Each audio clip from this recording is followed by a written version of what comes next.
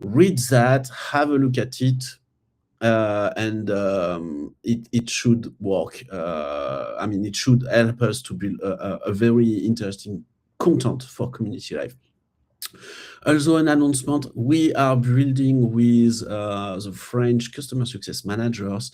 We want to have a French Alfresco regional user group. It will be available very soon on Connect also for customers only at the moment. It's ready for customers, this initiative right now. And if you are willing to have something in your language or your region, APAC, I don't know, German or whatever, contact your CSMs or contact me, because it's really possible to create something like that.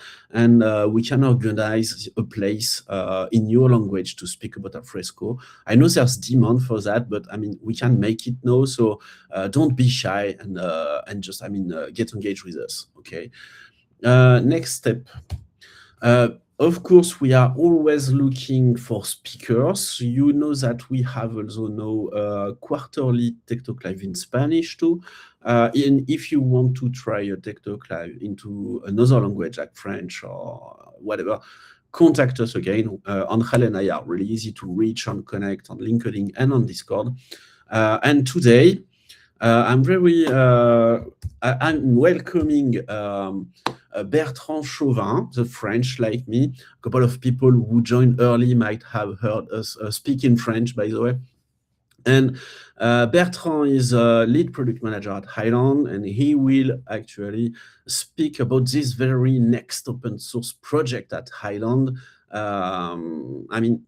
With the target to have more and more stuff that you can run on-premise, or at least with migrating entirely on the cloud.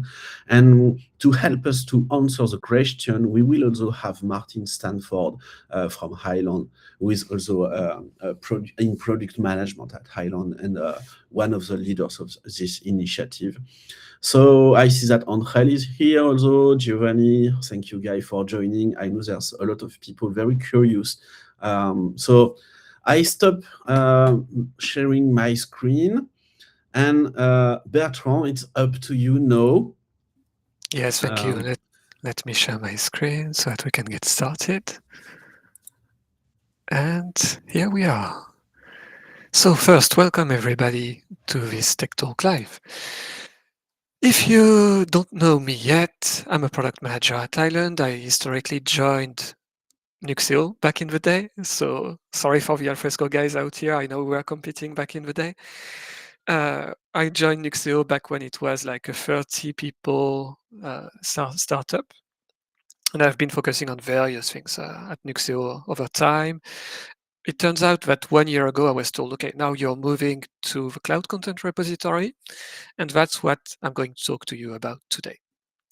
1 year ago, I was actually at a French user group in Paris, speaking to Alfresco customers, speaking to Nuxeo customers. And one big thing we kept hearing during that time was, you know what, we're super interested about doing AI. We really believe it's the future. We want to leverage that technology. Really, we are absolutely interested in that, except we have constraints. We cannot, just go and store our data to the cloud. So we are feeling a bit like this. We are feeling we don't have access to this latest shiny new toy because we are told like, yeah, just put your data in the cloud and you'll be good. No, we can't do that. We can send our data to the cloud. We can store our data in the cloud. So yeah, we feel a bit frustrated today. And we heard that feedback really loud and clear. So we wanted to do something about it. We considered what we could do about this, and we had this opportunity to go open source, to open source the cloud content repository, because it was announced back at Community Live last year. So you'll see how all of this blends together in a second. Today, what we're telling you when we're talking about Content Innovation Cloud, about our AI services, is you have your repository or your repositories, just put the data in the cloud and you'll be able to use AI. Yeah, exactly like I said before, some people cannot do that. So what we started looking into is really what's sensitive in there. What data should you keep within your boundaries, and what data is absolutely okay if it's in the cloud, or what aspects are okay within the cloud. What we realized is that there are some things that are not that sensitive, and there are some things that absolutely are sensitive. Your files are sensitive, obviously. The chunks, meaning that when you prepare your content for AI, typically what we do is that you have to divide your files into smaller pieces. You don't really want to get an answer where it's going to tell you, look, I have the answer somewhere in this 300-page PDF, so let me show that for you. It's somewhere in there. Not very helpful. What you want is more something like, okay, look, it's in page 57, it's at this place, so let me show you the relevant piece of content that maps to the answer I'm giving to you right now. That's why you need to divide these files into smaller bits so that we can show the appropriate extract of information. So that's what we call chunks. Again, of course, sensitive, because it's just your files divided into small pieces. Metadata, at least some of your metadata for sure, is sensitive. What's not sensitive is the vectors, the graph you could build out of your content, because it's a one-way transformation. It's something that you're going to apply to your content to build some kind of numerical representation about the content, but it's impossible to get back to the original content once you have done this transformation. So this part is okay. Of course, our services are in the cloud. Nothing sensitive in there. That's all for us. But today, what we are saying is that you have to do everything in the cloud, from storage to processing. Where we want to be is in a place where you keep your repository for storage. So it could be Alfresco, but you could be using on top of that SharePoint, Nuxeo, on Base, any other. It could be S3 buckets that you could be using. It could be other aspects. We don't know. You probably have multiple of them today. And then we are adding a new brick in between, but I'm going to call Content Lake here. It's a technical code name until we have a real name for the product. But the idea is that this piece is going to take care of indexing the content from these various repositories and prepare it for a consumption. So once you have that, you can call any AI service. It could be services exposed through our Content Innovation Cloud, but it could be services that you host by yourself on-prem, or it could be third-party services that you trust, maybe in a private cloud, maybe in a public cloud. It's your choice. The point here is that you're getting options. You choose what you want to do with your data. You're in control of what you do with your data, because that's a new gold. It's important for you to be able to keep control over it and to know exactly what you're doing with it. So what this content lake is going to do is really indexing the content from all your data sources across the organization. We're not going to stick to Alfresco only. You can index from Alfresco, but you could index from other repositories, Nuxeo, SharePoint, it could be S3 buckets as well, it could be anything. The idea is that specifically I'm saying indexing because I do not want to replicate the content. I want to index the content. I want to limit the amount of storage you're going to need there. I want to make sure that the storage is in its source of truth, in its repository as a source of truth. Then, of course, we are going to prepare that data for consumption by AI services. So that means doing the chunking, so dividing the files into smaller pieces. That means transforming the data into vectors. That means a number of things around that also that will process that we call curation. Like typically, if you take a PDF, for example, you may want to remove a header or a footer. You may want to divide that into the appropriate pieces, not cut in the middle of a paragraph. If there's images in there, maybe you want to describe these images. There's a lot of little details that go into this that are required for AI services to give you high quality answers. So that's a very important process, a very important piece, a very critical piece to get high quality answers later. And then, what's going to happen is that your AI services or AI agents are going to come and query this index. Of course, you want to keep control over what's being sent. You want to respect security. So that's why we have a repository in the background, because that allows us to replicate the permissions that you have within your existing repository. So we know exactly what this particular person has access to or not. What's going to happen is that whenever a query gets sent, first we filter based on the permissions this person has. So we know that we can only give back information this person has access to. And then, based on the query we have, we're going to send the relevant pieces of content or the relevant pieces of information to the AI service or the AI agent, but always respecting security. And obviously, we want this content lake to be deployed possibly in the cloud, but also possibly within your own infrastructure, on-prem if you want it, in your private cloud if you want it, wherever you want it to be. So we are typically going from a full SaaS deployment like we have today, from this diagram that you can see here, where the content lake is the big pink block on the right within Hyland Content Innovation Cloud, where everything sits in the cloud, to shifting left, more towards the self-hosted approach.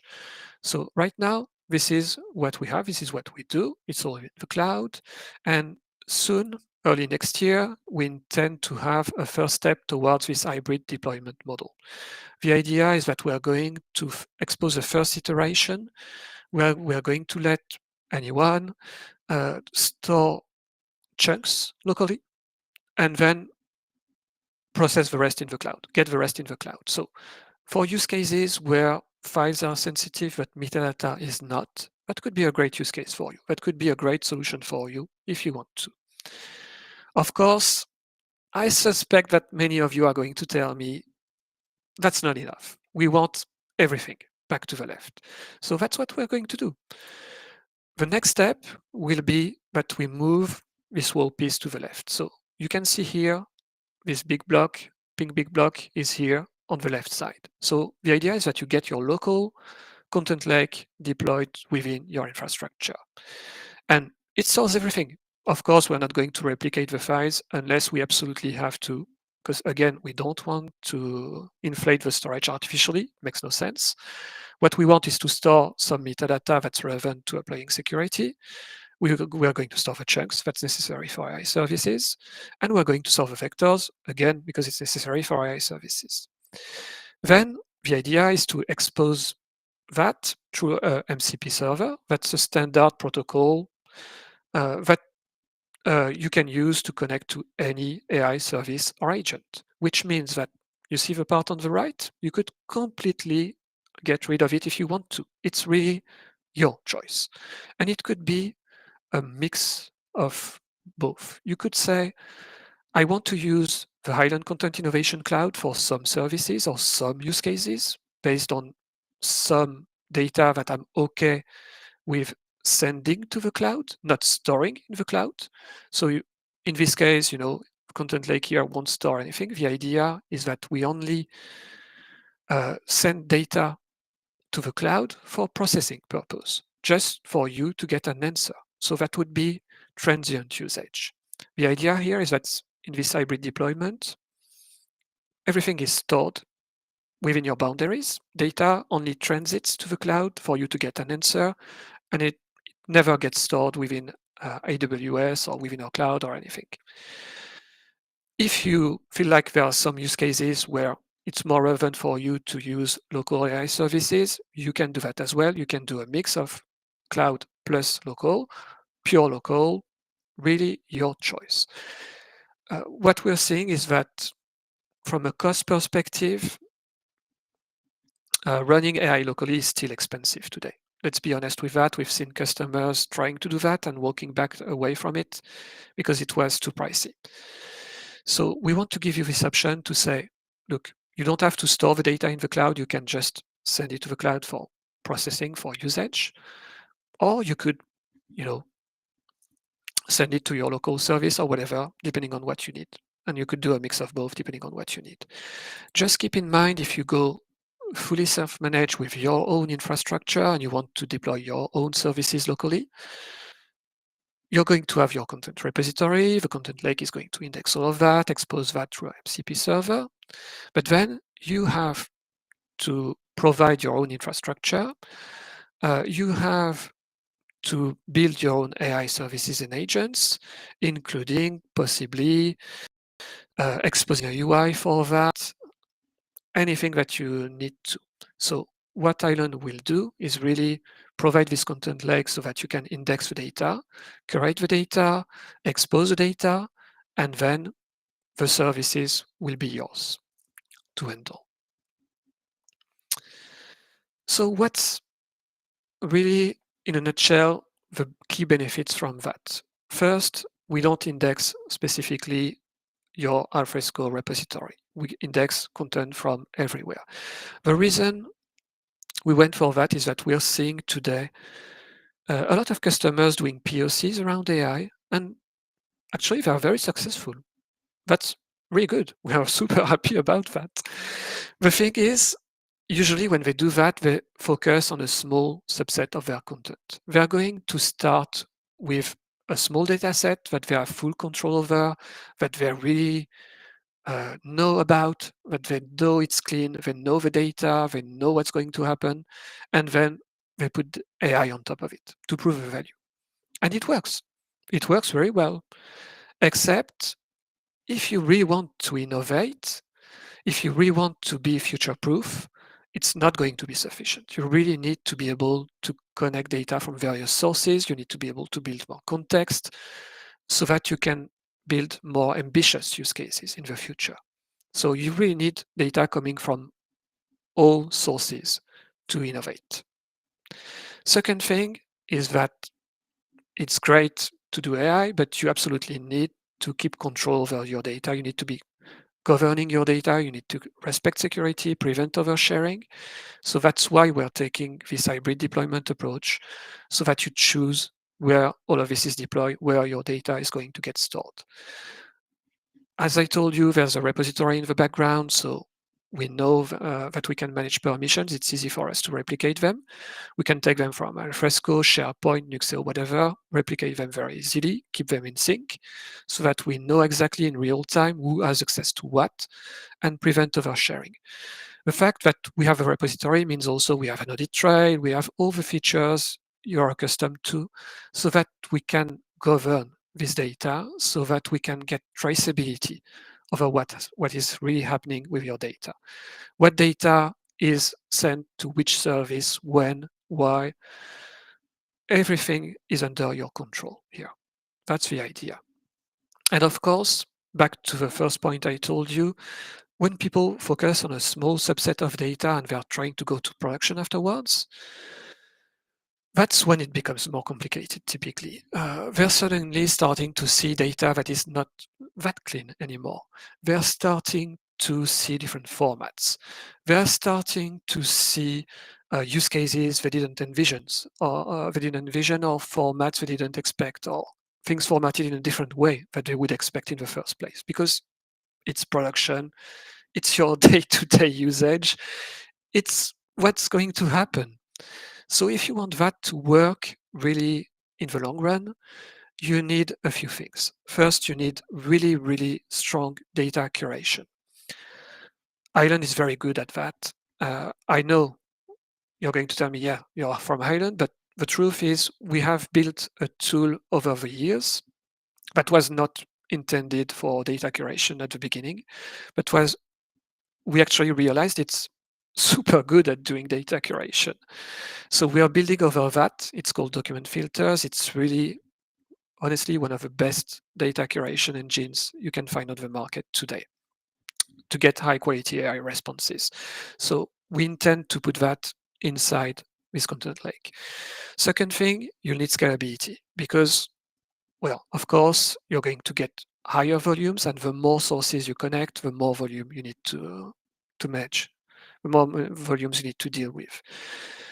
So having something that's highly scalable is absolutely critical. And of course, you need to keep that security, you need to keep that governance at scale, you need to keep everything working at scale. That's something, again, where Hyland has a lot of expertise. So that's really good.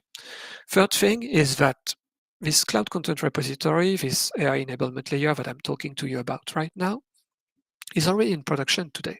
We use it in our cloud for our AI services with our customers that are in production today. What we are doing there and what we're open sourcing is really this tool that we're using today in the cloud. What we're doing is really adapting it so that you can deploy it within your private cloud or within your private environment. That's really what we're doing. That's what we are working on currently.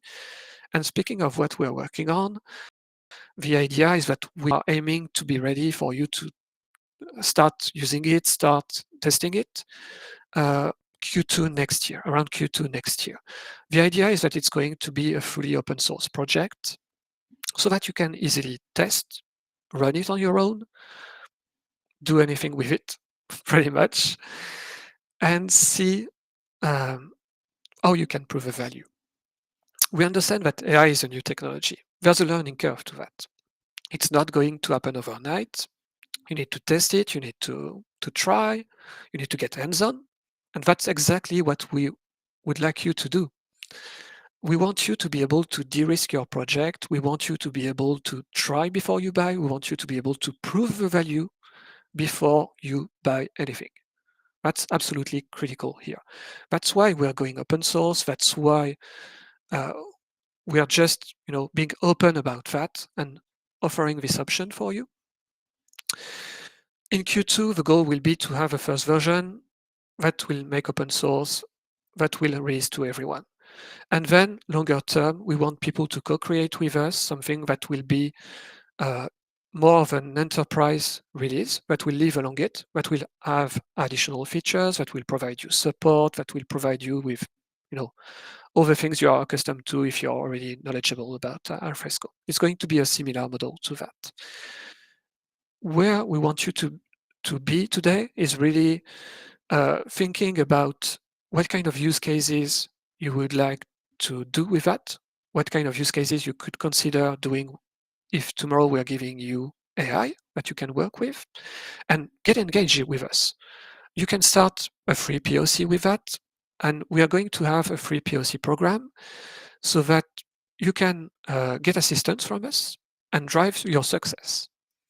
Or you can do it on your own if you prefer to, of course. But the idea here is that we are going to offer for a selected number of customers this free POC program where they're going to get regular touch points with us. That includes me, of course, for driving the roadmap, so that you can say, okay, look, I need this feature. This one is critical to me, etc. Okay, you'll drive the roadmap with me. You'll also get direct assistance from our development team, so that you get answers directly, very technical, detailed answers, so that everything is under control, so that you can move forward quickly and prove the value quickly. And all of that, again, is open source. So even if you decide to do some things on your own, even if you decide to take a different path or to adapt things, it's all doable because there's no vendor lock-in. It's going to be all open source. So that's really what's going to happen next. And that's where I'd like you to give me feedback. First, I'd love to hear about your thoughts on this session. Feel free to use the Q&A tab also to ask any question, to provide any comment. And there's this quick survey that I'm showing a QR code for here right now, so that you can tell us about this, so that you can tell us about whether you would be interested in engaging with us. And we can also send that to the link to the chat. I did it. The All link right. is in the chat, Bertrand. Awesome. So that we can collect your feedback and see about it. So you see, that was quick. Yeah. So we wanted to have maximum time. So we have half an hour now to handle question and answer. So far, there's no question in the Q&A feature, so don't be shy. If you want to raise your hand or whatever, or ask in the chat if you could enable your camera and stuff, let me know. I can do that, of course, if you want to participate to the discussion. But yeah, we are really here to answer your question and start to collect your feedback and your needs around such a technology. We have done already. Bertrand and Martin have done already interviews. I know that during the Hyland meetings during fall, we had a couple of local meetings in France, Germany, and so on, where we have started to discuss with customers and attendees about that to also provide interesting feedbacks. And we really, as Bertrand said, the purpose is to deliver something that has value for you, whether you are in the community or you are a customer or a partner, how you would like to integrate that into your current information system, how you could leverage it, basically. So don't be shy. Martin and Bertrand are here to really answer your question about that and collect your feedback. On the form, I double checked. It's really it's not mandatory to add your email and stuff. But if you want to be involved into a proof of concept or beta testing program, of course, at least provide an email or a way to contact us, so we can contact you, indeed. That's really important. And we won't use that for marketing purpose. It's really relative to this very project. So that's something important I want to add. It's only for me to be able to get back to you if you have any question or if you want to get engaged with me. Exactly. So still no question. So guys, maybe Bertrand has been maybe too deep already and answered a lot of things because he had done interviews in the past. But please go ahead, use the chat, use the Q&A. Maybe Angel, he always has cool questions. So maybe Angel has a question also where we could expand. So please go ahead, dear community members.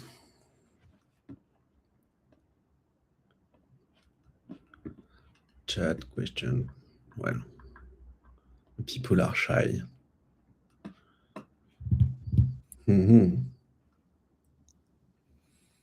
If we don't get any question, feel free to use the form. You can ask me anything in there. You can give me feedback in there, and I'll get back to you personally as well. The recording, today. Yeah, the recording of this presentation will be available before holiday. I will work on that tomorrow morning first, so it's possible to share it. And of course, you will be able to discuss that in the comments of the blog post with the recording and stuff. And I will put again the form link into the. There's a lot of noise. Martin, maybe? Yeah. Apologies if that was me. I don't know. It's weird. So we are getting a couple of questions here. Yes. I see a question from Suresh. Yes. This is great, and thanks, Hyland, for the open source project. Well, it's our pleasure. I joined Nixeo back in 2013 because it was open source, and I've never been disappointed about that. I love open source. When can we expect to start a POC? I'm interested for the POC. So, well, the first thing you can do already today is start thinking about your use case. What would you like to do with that? Tell us about it. And you can get hands-on with a project as soon as it's released, Q2 next year, so that you can actually try it. Yeah, we have a tight schedule for that, and we would like to release it before June, actually. So hopefully, we are aiming to have that on GitHub. I think we can tell it. Yes. Where, of course, it will be another place to collect feedback through issues and other traditional GitHub features. So that's nice. We have another question from Purishotan. Will be applicable for DAM use case, or initially it's only focused on text content? Or it could apply to anything, really, as long as you can extract the data from the source. So that's going to depend mostly on your data curation engine. Okay. We have a question from Angel, of course. What are expected requirements for on-prem deployment? So he's giving a couple of examples like OpenSearch, Elasticsearch, but what other stuff, maybe containers? Yeah, so the idea is that we want to move towards a containerized based approach. So that's the first thing. So you need to be familiar with Docker, because it's not going to be an executable or anything like that. You need to be familiar with Docker. Next thing I can tell you is that OpenSearch will be used in the background as the database. We know it scales well. We know it's really good for this kind of use cases, for storing the vectors and everything. We already have experience with that. We are really able to support it, and we're really able to make it work well. So that's what we're going to go for. Also, we like the idea that OpenSearch is open source.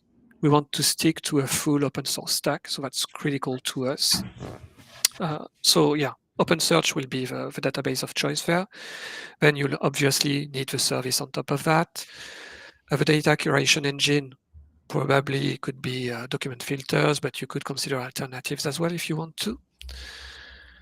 And then that's going to be it from the content lake side. Then, of course, you need AI services on the side, which can be content innovation cloud services, which can be third-party services, which can be anything you like. Okay. It's really up to you and what kind of use case you want to target with. Angel had a question about storage requirements. Indeed. Storage requirements is going to depend on the vectors we create, etc. But you need to consider that as soon as you do AI, it's going to require some storage for sure. That's why we want to absolutely limit the amount of storage we need. We don't want to replicate the blobs unless we absolutely have to, because otherwise it's going to take a lot of space. What we prefer to do, we want to take this approach of indexing the content rather than replicating it, so that we limit that amount of storage. So we'll need some metadata so that we can apply permissions. That's clear. We'll need the chunks. So you can expect that it's going to take roughly the same amount of storage that the files you send to it. Makes sense. Obviously. And then you'll need to store the vectors. So the vectors, kind of variable, but yeah, there needs to be space dedicated to that, obviously. The good news is that storage is probably the cheapest part today when you're doing AI. So that's really not going to be your main cost driver. Your main cost driver, what we've seen with customers so far, the experience we had, is really that it's going to be the LLMs of the AI services you're going to run on top of that. And that's why we're taking this hybrid deployment approach, where we tell people, look, store your data securely within your infrastructure, only send it for processing where you are okay with sending it. It's not going to be stored in the cloud or anything, because that way it allows us to provide something for cheaper. Otherwise, if you have to run your own LLM on-prem, it's extremely expensive. We've seen customers walking away from it. They were super happy about having their LLM servers and AI servers on-prem, etc. And then they realized the cost of it, and they said, no, it's not applicable. Some will still do it because they have very strict constraints and they have a budget for it. But I suspect that most people will just say, no, it's too expensive. So let's try to see what could be an acceptable compromise. So what you expect so far is that the main use case will be hybrid, with sending stuff that is not really understandable. It will be prepared so the LLM can use it, but it's not really something that create a problem of security or confidentiality. But it will also be possible in some case, like, I don't know, military or R&D, such case as secrets for industry, stuff like that, could anyway do it on premise. Yes, absolutely. And even for some use cases where data is sensitive, you could send the query to a sovereign cloud, for example, to a cloud that meets your criteria. Yeah. We can deploy our CIC services in virtually any kind of cloud today. Where we know that we have customers in the US, having a data center in the US. We have customers in Europe requesting us to have a data center in Europe. We are having talks with customers in the energy industry, telling us we need a cloud that needs to be specifically a sovereign cloud, etc. So we're considering deploying CIC services in there as well, if we can find enough demand. And as soon as we do that, it's easier for them. It's an acceptable compromise. You get the benefit of having a lower cost, and you keep security and privacy under control. So that's important to them, and that's a good option for them as well sometimes. Okay, nice. Next question is from Steve. It's about license. So there is two questions actually. The first question is Apache 2.0 For it. for it. So we all want that. Martin, Bertrand, Yes. I let you have the last word on that. Yes, we are discussing the final details about which license we are going to use currently. My recommendation is Apache 2.0. So we'll see if it goes through, but that's my target. Unless we see a big blocker, I believe we are going to go with Apache 2.0. Yeah. What we can tell, because I'm so involved in those discussions, is that it will be an open source approved license by the open source initiative. We don't definitely. expect to have a custom weird stuff. It will not be just fair use or whatever, like Llama, for example. The plan is to use an open source approved license anyway. Yeah, Okay. definitely.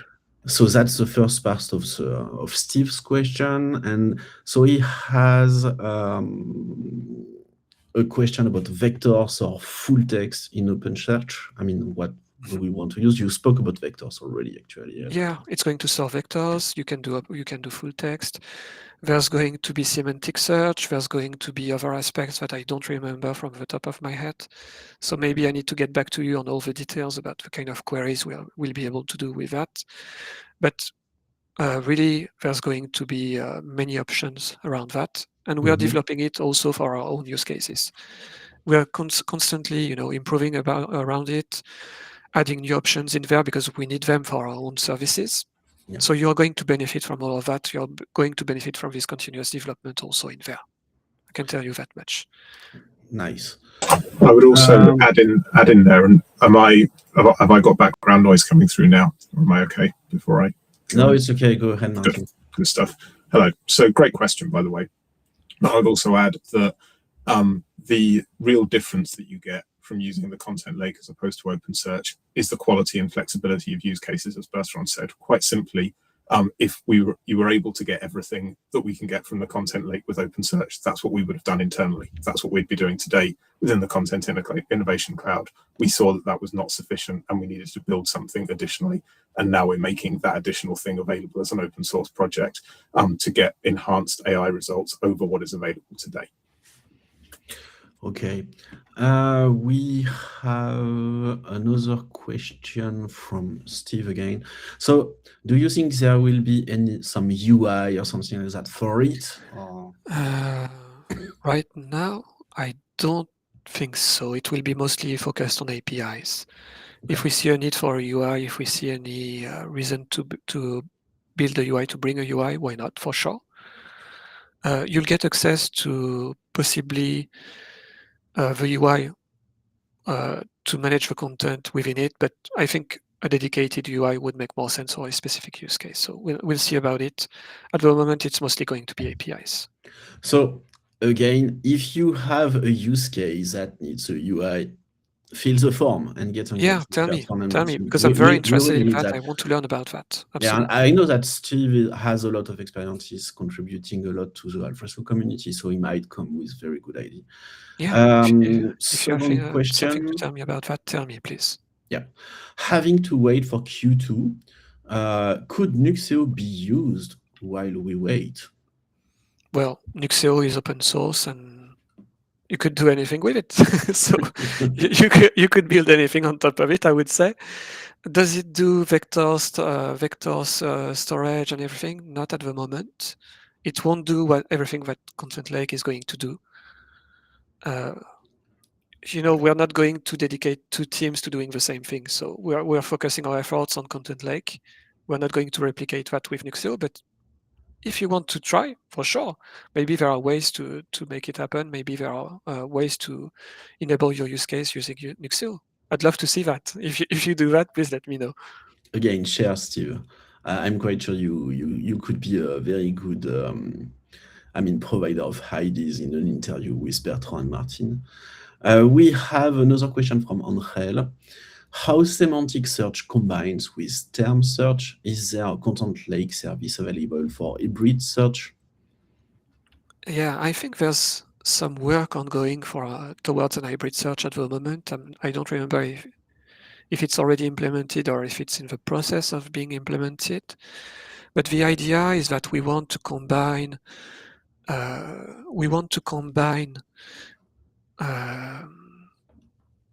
semantic search with term search, so that you can filter based on the results you got, based on some specific criteria, and so on. I don't remember all the details. Again, it's something I need to look back into to be able to give you a detailed answer. But this hybrid search is something that's currently ongoing. Yes, absolutely. Okay, nice. Looks like we have. Oh no, Tahir. Oh, Tahir is a speaker in the Tech Talk Live, by the way. Oh, great. Yeah, he's been. Is there already a GitHub repo to run it locally? I think it's too early. It's too early, unfortunately. Right now, we're just making you excited about this thing. The point is that we want to provide a GitHub repo by Q2 next year. Yeah. For now, sorry, go ahead, Thomas. No, go ahead, Bertrand. So what I'm doing right now is trying to build awareness around this project already, so that you know it's coming, so that you know what we're going to do, why we're going to do that you know that we are absolutely focused on having something open source, because it's critical to us. It's in our DNA. And I want people to be able to tell me what kind of use cases they want, what things they would expect from that, so that we can get that feedback and make it the best possible. There's obviously not going to be everything in there by Q2 next year. That's clear. I'm not going to lie to you. It's going to be a first iteration, and then we'll keep focusing on it. But the idea is that I want to understand where your mind is at, so that we can get into the right direction, make something that's the most valuable to you.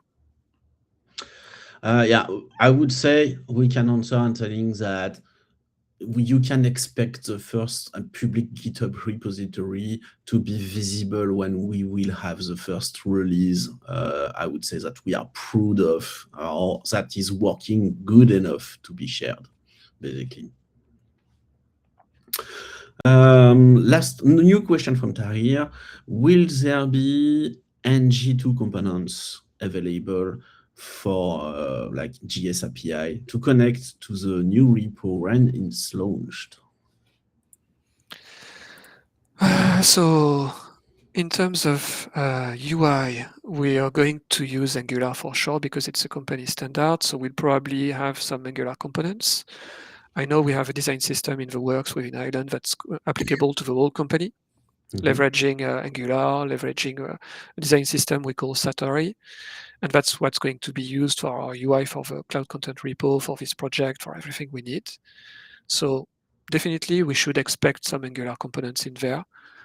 I don't have all the details yet about what will go open source or not extra. I cannot tell you yet, but it's something I'd like to see happen for sure, because that would help. What about JS API? I know that we want eventually to provide JavaScript SDK to connect to the repo, to leverage the APIs more easily, because that's going to be a great help. We have that today with Nuxio. I can tell you, I love it. So I'd love to replicate that with a cloud content repo for this AI enablement layer. That's not going to be in the first iteration, to be honest, because it's just too much work for us to do by the first iteration. But it's definitely on my list for later. Oh, I just would like to come back to this UI system that we are building at Hyland. Do you think, maybe it's secret and I should not ask the question, but do you think that at one point we could have a kind of unified web UI made on top of Angular for all Hyland products? That's the idea, it looks like. You're asking me to reveal all the secrets. So don't. No, I can tell you a little bit about that, but for sure, we are really considering going towards a unified UI for all our products. There are talks ongoing around that. I cannot share all the details about that, but indeed, it's really exciting. It's looking modern. It's really cool. I'd love to see a unified UI for all products, because that would be, super, super great. That would be accessible by default. That would be modern. That would look cool. That would be always up to date.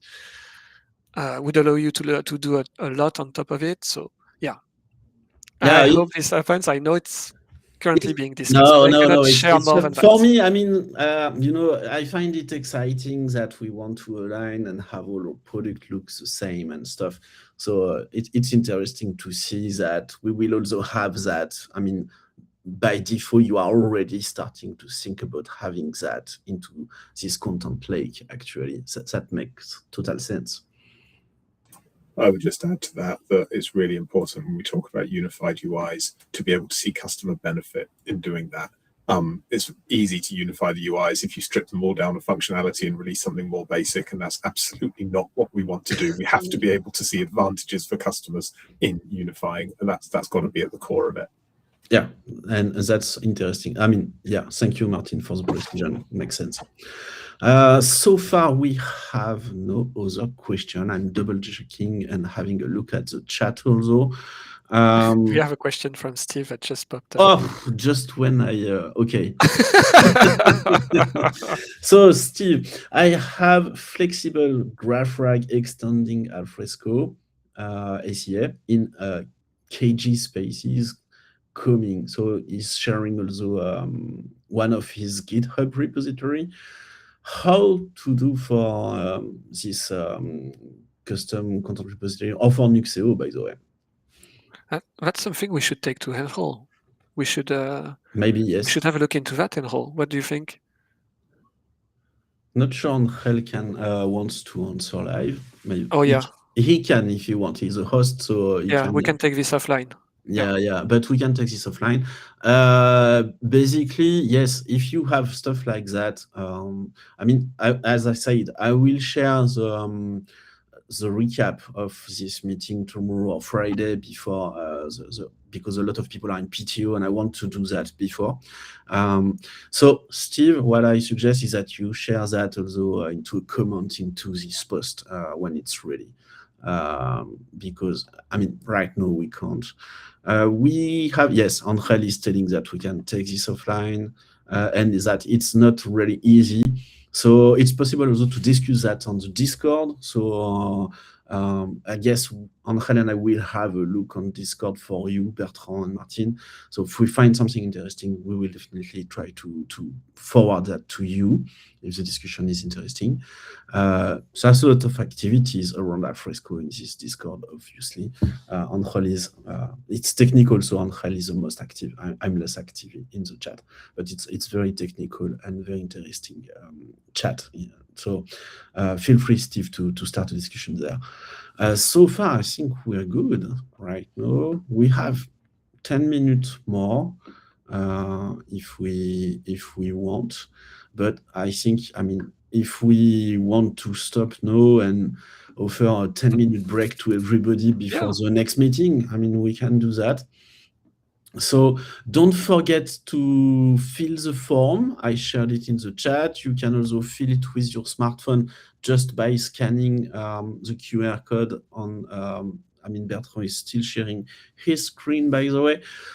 We are really eager to engage with you on this project to make it something that is useful for you and can generate business and activities and productivity and so on. So go ahead and help us to make it something great. And I wish you the best for all the end of year celebrations. For those who have time off, enjoy with your families and friends. And even if you are alone, I mean, rest and stuff. Martin, Bertrand, Angel also, have a nice time off if you have. And see you in January for the next Go Live. I don't know yet what we will be discussing in the next one. Maybe we will do a kind of a recap or presenting what we can do at FOSDEM and stuff. But anyway, see you in January, and until then, have good time. Bye. Thank you both. Thank you, everyone. Merry Christmas.